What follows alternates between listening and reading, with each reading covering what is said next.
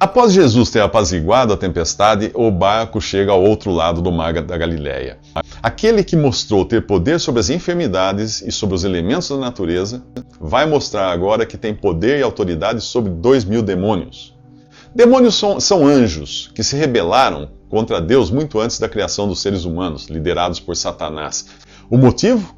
Orgulho, independência, autossuficiência, as mesmas coisas que nos fazem passar longe de Deus. A diferença que existe entre os anjos e os homens é que um certo número de anjos foi criado e foi isso. Anjos não procriam, anjos não se multiplicam e anjos também não morrem. Os anjos e demônios que você encontra na Bíblia são os mesmos que estão por aí há milhares de anos. Por não terem sido vítimas de um estímulo ou tentação externa, como aconteceu com Adão e Eva, que foram tentados por Satanás travestido de serpente, e também por não morrerem, não há perdão ou salvação para anjos que pecaram. Mas para os seres humanos ainda há. Ao contrário do que você vê nos gibis e filmes por aí, os demônios não moram no inferno. Eles estão por aí circulando entre o céu e a terra e se opondo a tudo que é de Deus. Deus quer salvar, os demônios querem destruir. Deus quer libertar, os demônios querem escravizar. Deus quer aliviar, os demônios querem transtornar. Mas os demônios não apenas influenciam ou prejudicam os seres humanos, eles podem também dominar, invadir as pessoas, invadir seus corpos, como foi o caso daqueles 2 homens possessos que Jesus encontrou assim que desembarcou na região de Gadara. 2.000 demônios tinham tomado posse daqueles homens, que viviam loucos, transtornados no meio dos sepulcros. Os demônios imediatamente reconhecem a Jesus como Filho de Deus e o adoram. Perguntam a ele por que tinha vindo incomodá-los antes da hora. Sim, porque haverá um dia quando Satanás e os seus anjos serão condenados ao lago de fogo, que foi originalmente preparado para eles, não para os homens. Jesus liberta aqueles 2 homens, expulsando os demônios e permitindo que os demônios entrassem em mais de 2.000 porcos que estavam no local. Os porcos, possessos, enlouquecidos, enraivecidos, se atiram pelo despenhadeiro e morrem afogados no mar. Aí eles confirmam que a vocação que os demônios têm de matar e destruir. Agora, aqueles 2 homens estão libertados, completamente no seu domínio próprio, e eles estão em perfeito juízo e conversando com Jesus. Enquanto isso, os que cuidavam dos porcos correm à cidade para contar o que tem acontecido para a população da cidade. A população do lugar vem imediatamente se encontrar com Jesus, mas não é para celebrar ou agradecer a ele por ter salvo 2 vidas, não. Mas eles vieram lamentar a perda de 2.000 porcos. Antes que a presença de Jesus causasse um prejuízo maior, eles pedem que Jesus caia fora dali. Você provavelmente fará o mesmo se der mais importância a porcos do que a Jesus. Mas enquanto alguns se agarram aos seus porcos, outros fazem o possível e o impossível para levar um amigo doente a Jesus para ser libertado. Mas essa é a história que eu vou contar nos próximos 3 minutos. Nos últimos 3 minutos, você viu Jesus demonstrar ter poder sobre os demônios, ou anjos caídos, sobre o mar, sobre os ventos, sobre a tempestade. Agora ele vai revelar que conhece os pensamentos das pessoas e que tem autoridade para perdoar pecados. Você ainda tem dúvidas de que estamos diante de Deus feito homem? Os amigos do paralítico fazem das tripas coração para levar o enfermo até Jesus. São obrigados a descer a maca com o enfermo nela por uma abertura no telhado de tanta gente que se apinhava na porta da casa onde Jesus estava. Jesus vê a fé deles, dos amigos e do paralítico e cura o homem? Não, ainda não. Primeiro ele perdoa os seus pecados. Isso mesmo, ele diz, seus pecados estão perdoados. Diante daquilo, alguns religiosos judeus pensam consigo, isso é blasfêmia. Jesus lê os pensamentos deles e cura o paralítico, para mostrar que ele tinha poder tanto para uma coisa como para outra. Por que os judeus consideravam blasfêmia perdoar pecados? Porque só Deus pode fazer isso. Agora preste atenção na reação das pessoas. A multidão fica maravilhada quando vê o paralítico andar. Mas isso não aconteceu quando Jesus fez o mais importante, que foi salvar aquele homem, perdoando seus pecados. Ninguém aplaudiu. É assim mesmo.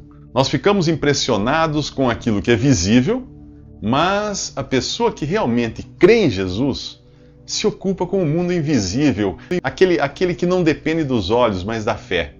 Os pregadores por aí prometem saúde, prosperidade, sorte no amor. Eles são extremamente populares por fazerem isso. O que pouca gente percebe é que saúde, prosperidade e relacionamentos afetivos têm data de vencimento, enquanto o perdão dos pecados, não. Esse é eterno. Quando a tecnologia permitiu ao homem explorar o mundo submarino, nós descobrimos que existe muito mais vida na água do que fora dela. Quando a fé olha para o mundo invisível, ela enxerga as coisas que realmente são importantes. Nós vivemos preocupados com o que é aparente e julgamos segundo as aparências. Por exemplo, você iria querer ser visto por aí acompanhado de ladrões, corruptos e prostitutas? Eram pessoas assim que Jesus atraía e continua atraindo. Mas esse é o assunto dos próximos 3 minutos. Nos últimos 3 minutos, nós vimos Jesus perdoar os pecados de um paralítico e depois curá-lo. O milagre visível da cura maravilhou a multidão, mas o milagre invisível do perdão dos pecados e da salvação daquele homem, não. Só gerou indignação entre os religiosos. Afinal, só Deus podia perdoar pecados. Mateus, o autor do Evangelho, é um pecador.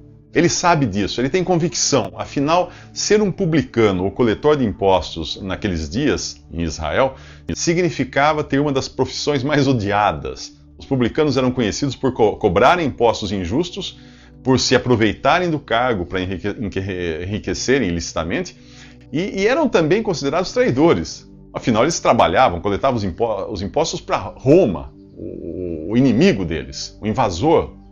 Jesus vê Mateus, encontra Mateus na coletoria, e ele chama Mateus.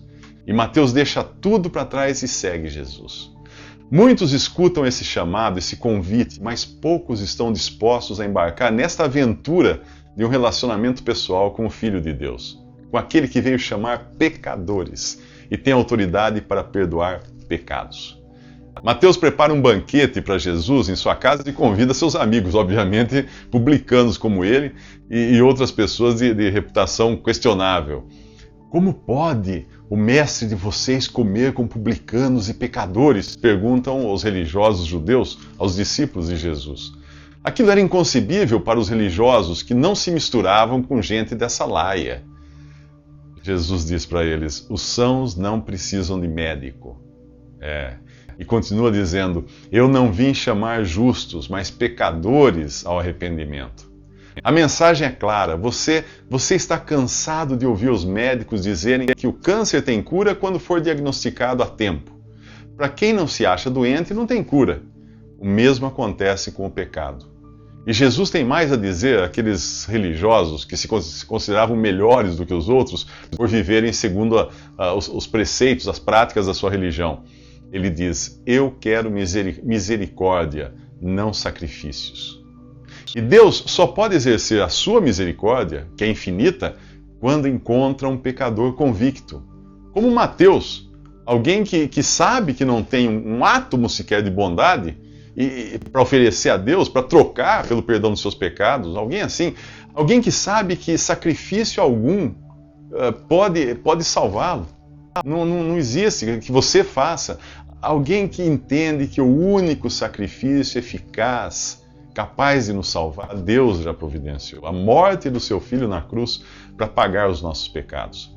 Aqueles religiosos fariseus jamais iriam entender a misericórdia e a graça de Deus enquanto continuassem achando que a salvação era por mérito, pela guarda da lei, pelos preceitos, pelos mandamentos. Tentar misturar essas coisas, graça e lei e boas obras, era a mesma coisa que fazer remendo de pano novo em vestido velho. Bom, mas esse é o assunto dos próximos 3 minutos. Aquele que nos últimos 3 minutos tinha sido questionado quanto à sua idoneidade por comer com corruptos e pecadores, agora revela mais um lampejo de quem ele realmente era, o noivo. Quando alguns indagam por que os discípulos de João Batista jejuavam e os discípulos de Jesus não jejuavam, Jesus estabelece uma distinção clara entre o passado e o presente. Não fazia sentido os convidados do noivo jejuarem agora que o noivo estava ali com eles. A mensagem para qualquer bom entendedor judeu era clara. No Antigo Testamento, Deus é chamado de noivo. Aqui Jesus anuncia também a sua morte. Viria um dia quando o noivo seria tirado. Isso mostra que a sua morte não foi um acidente da história, mas foi algo que fazia parte de um plano maior, muito maior. As pessoas precisavam entender que até João Batista havia vigorado uma forma de Deus tratar com o homem. Até então, o homem tinha sido provado sob a lei que foi dada para Moisés, e tinha ficado claro que ninguém seria capaz de ser salvo obedecendo os mandamentos, ninguém conseguia. Ali agora estava o único capaz de obedecer, Jesus, o Filho de Deus, que estava também prestes a trocar de lugar conosco. Ele se colocaria no lugar que nós merecíamos estar, sob o juízo de Deus e na morte, e nos colocaria no lugar que ele tinha por natureza e que nós não merecíamos ter, o céu. Mas não seria possível fazer isso, ou não seria possível você receber isso, misturando a velha forma de Deus tratar com o homem, a lei do Antigo Testamento, e a nova maneira agora, a graça, ou favor imerecido. Não seria possível tentar ser salvo por obras, por boas obras, quando Deus queria salvar por graça, independente da conduta ou das boas obras. Tentar misturar as coisas seria, daqui para frente, como costurar remendo de pano novo em vestido velho. O rasgo ficaria ainda maior. Ou então, como guardar vinho novo, ainda fermentando, ainda em fermentação, em sacos de couro velho, os odres. O couro velho já perdeu a elasticidade, ele vai se romper. Não é justamente isso que as religiões cristãs tentam fazer, emprestando coisas do Antigo Testamento? Não emprestam apenas a ideia da salvação pela obediência aos mandamentos, mas também elementos exteriores do culto a Deus.